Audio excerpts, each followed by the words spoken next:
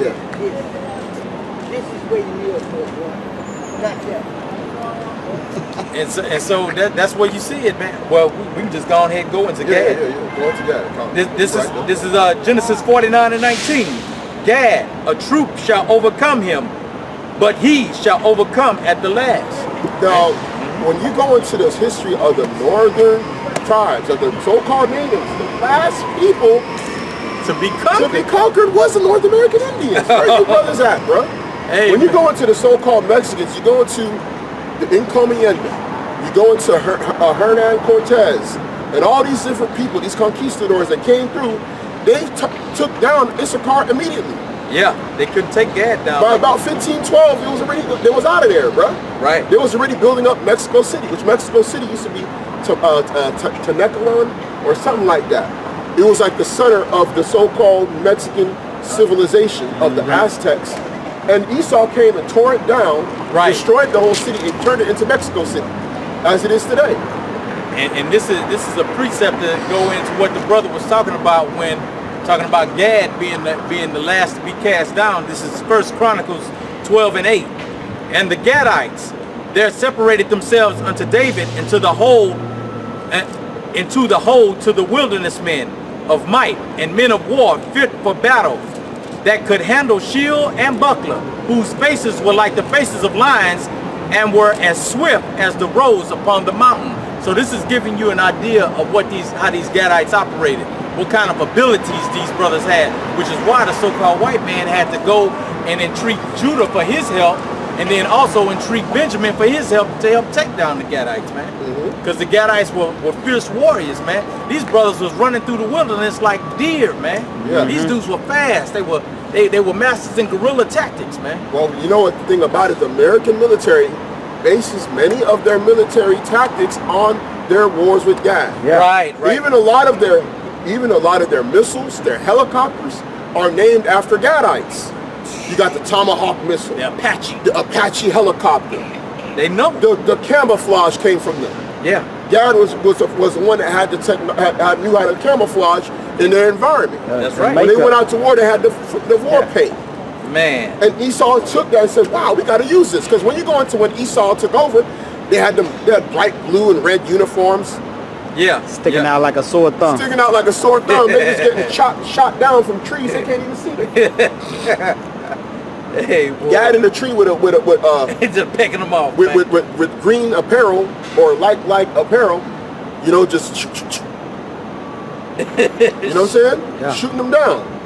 And Esau used those tactics to basically make his military. That's why America has the strongest military, because they took information from their battles with the North American Indians, who are the tribe of Gad. Okay? Yeah. And if you know anything about Gad, before they got this bad diet and all that stuff, they were known to be great athletes. Yeah. You go into a guy named Jim Thorpe. Jim Thorpe was considered the best athlete in the early part of the 20th century. Jim Thorpe was a so-called North American Indian, and he excelled at all sports. He was the fastest man in America. He was one of the fastest men in the world. He basically played football, was all football, all American, played baseball. He dominated everything. Man. And he's a supreme athlete. This is a guy that is chronicled. When you go into the top athletes in the history of the world, on ESPN did like a special back in the early 2000s. Yeah. Talking about naming the top athletes at all time. Of course, Michael Jordan was number one, right? Right. But Jim Thorpe, if I'm not mistaken, was like in the top 5. Man. You know? Bruh, y'all can't exclude Gad out of this piece, man. The North American Indians. Yeah, then they get confounded because of how they look. Man, yeah. Which that shows you a lot of you guys that are talking, y'all don't study. Yeah. You don't study. Because they'll look at that hair texture and say, well, man, look, Jake don't have stringy hair like that. That's Edomite. So now you cast. No, that's Asian. That's Asian.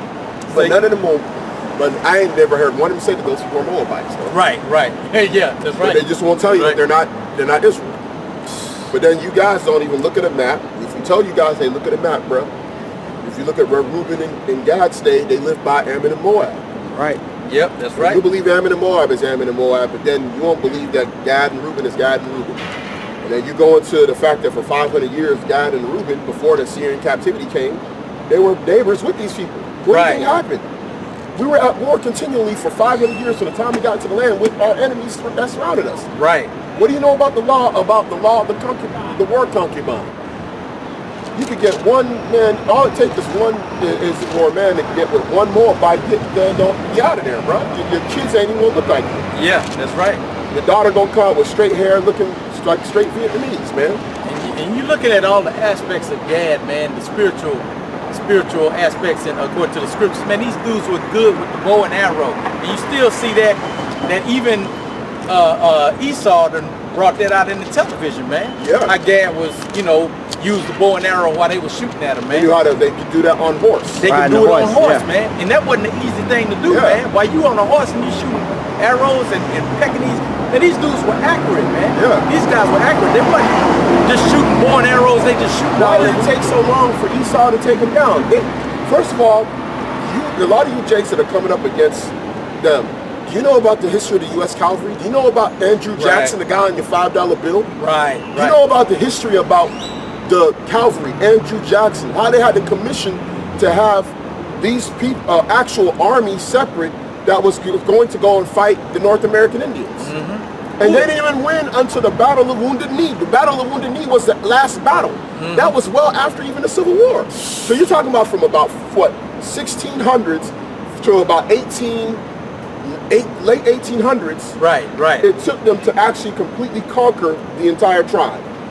Why does it say, now go back into the precept for that, the troops shall overcome? Yeah, that's Genesis 49, let's see.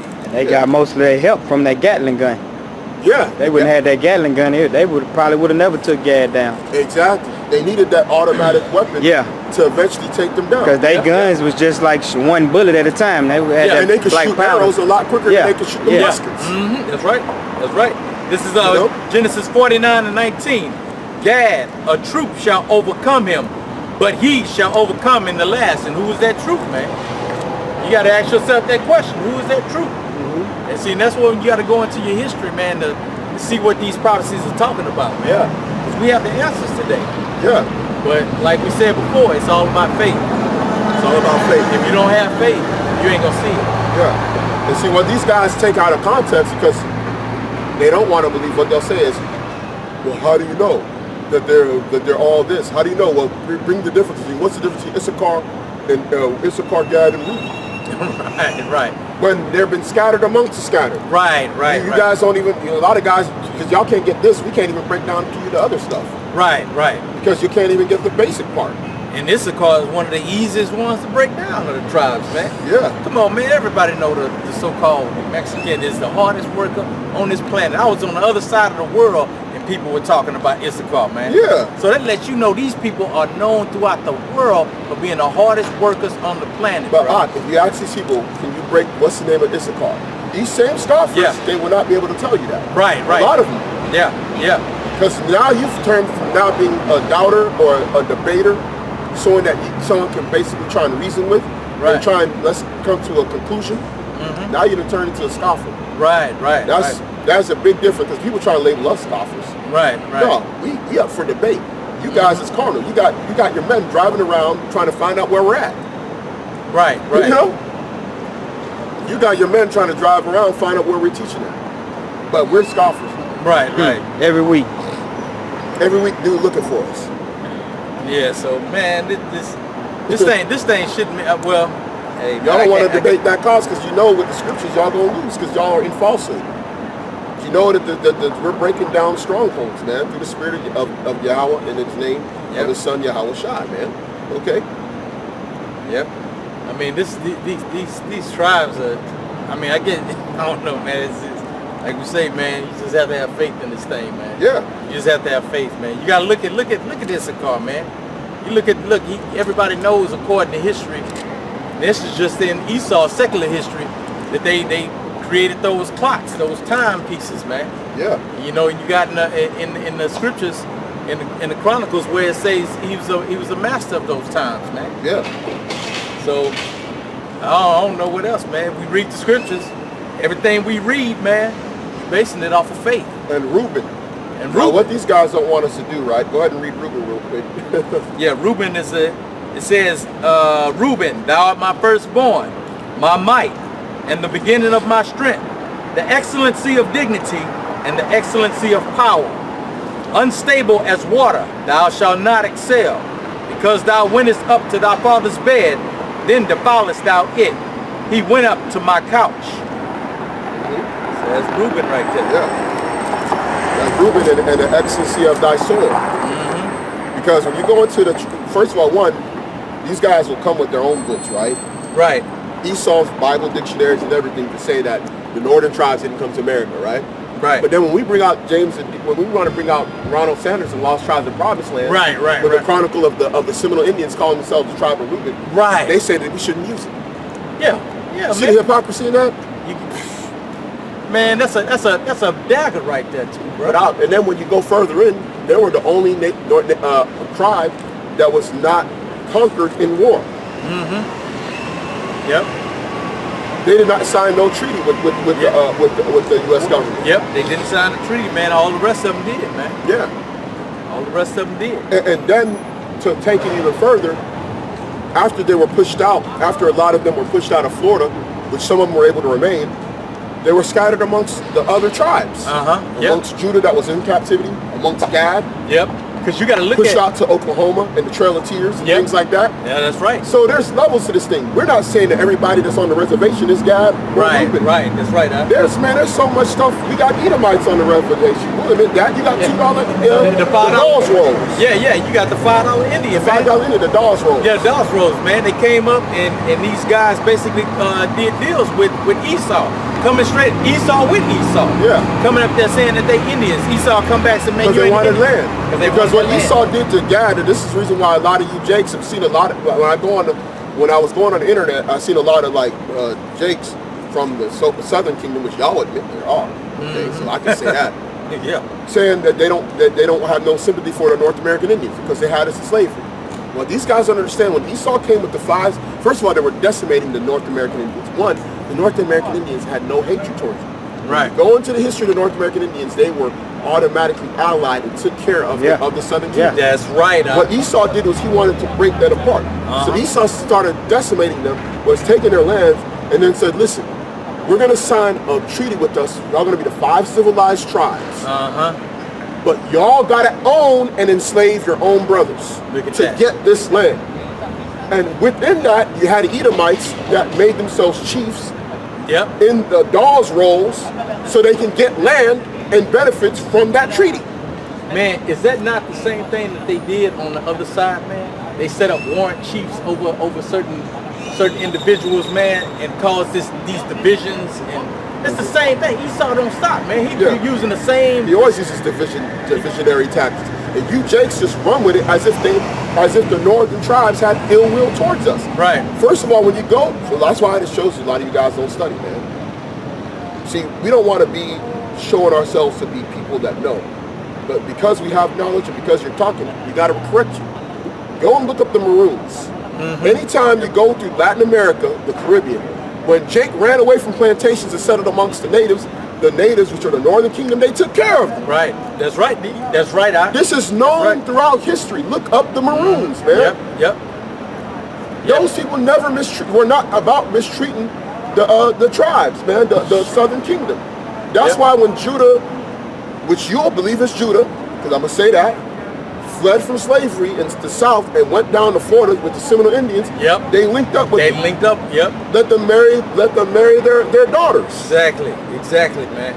You can easily look that up on the internet, man. Yeah, man, this is stuff you learned in high school, bro. Yeah. Even Esau taught at least that. Yeah. That's true. Come on, man. You guys, man. Yeah, man. Hey, man, Google is a powerful tool. It's almost bro.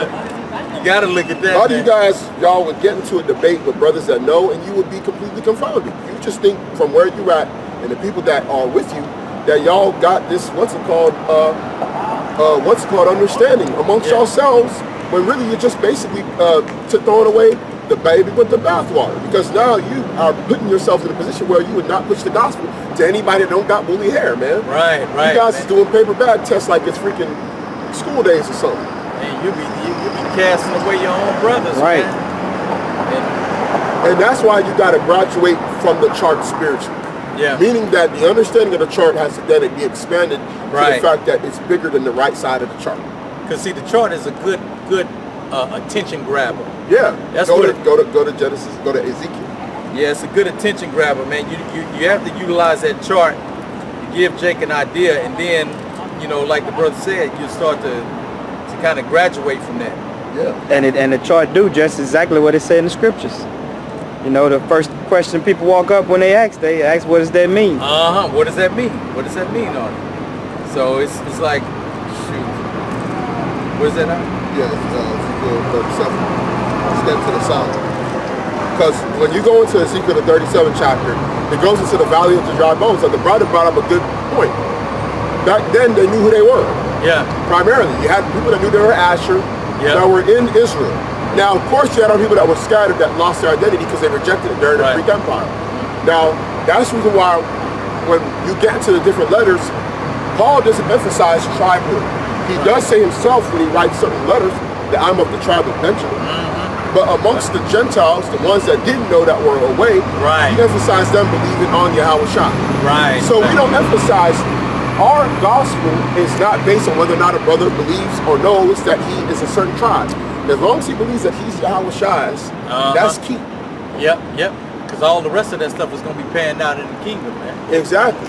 Now, for someone to now teach, that's part of the leaven of your doctrine. If you're teaching that the northern tribes did not come over here, then now you cannot break down so many other things. You can't. Now, when you go into the curses in Deuteronomy 28 chapter, there's a curse that actually deals with the smallpox. You can't break that down now. Right. Because Judah didn't get the smallpox. Only the northern tribe. The northern tribes got the smallpox, but now you can't break that down. Now, when you go into the curses, it says that the lands, your cattle, and your lands will be taken. Now, Judah was brought into slavery. They didn't have no lands over here.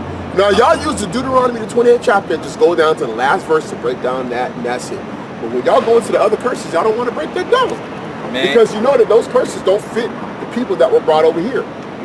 It fits the tribes that were already over here. And you don't want to do that, because you will be caught in the conundrum. You're not going to break down the smallpox prophecy. Which I did a lesson on that. According to the curses. That was a